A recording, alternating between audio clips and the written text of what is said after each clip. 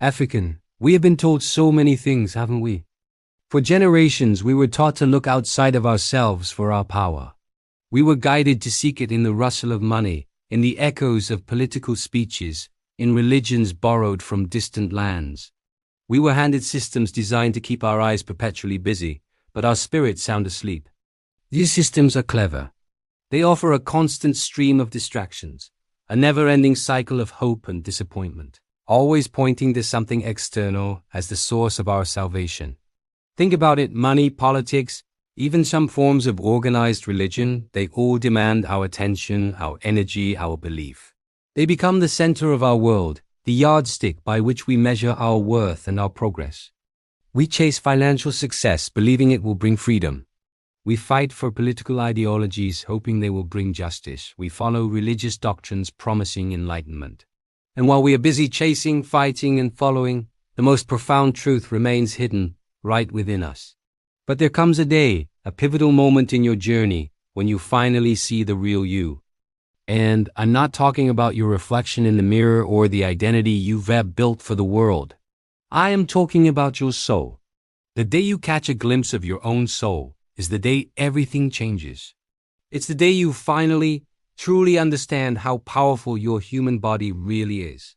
The world tells you your body is just flesh and bone, prone to sickness and decay. It tells you that you are small, a tiny speck in a vast, indifferent universe. But that is a profound misunderstanding. Your body is not small, it is not weak, and it is certainly not accidental. It is a finely tuned instrument, a magnificent tool.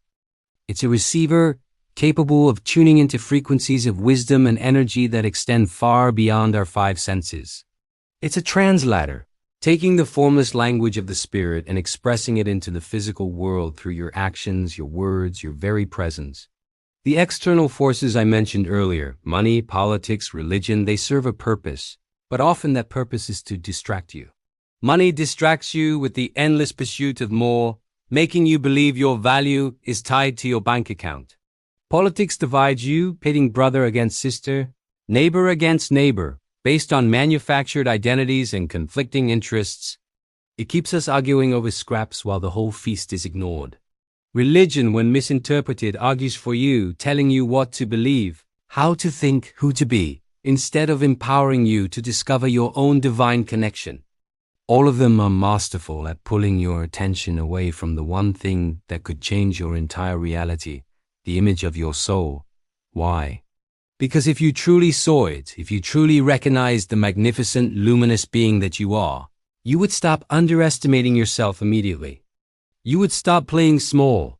You would stop begging for a seat at tables you were meant to build. The systems of distraction thrive on our self-doubt.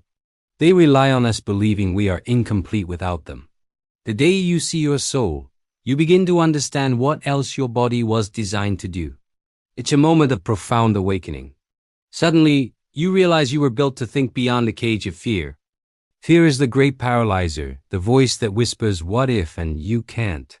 But your soul knows no fear. It only knows possibility. You realize you were designed to create beyond permission. You stop waiting for someone to give you the green light, to validate your ideas, to approve your art. You create because creation is the language of your soul, a non-negotiable impulse flowing through you. You realize you can endure far beyond what you were told was possible. The stories you were fed about your limits, about your fragility, they crumble. You tap into a reservoir of resilience that is ancient, deep, and unbreakable. This is the heritage of our ancestors, a strength that has weathered unimaginable storms and is encoded into our very DNA. This isn't just poetic language. It is a lived, felt experience. Now, this power, when you first feel it, can be overwhelming.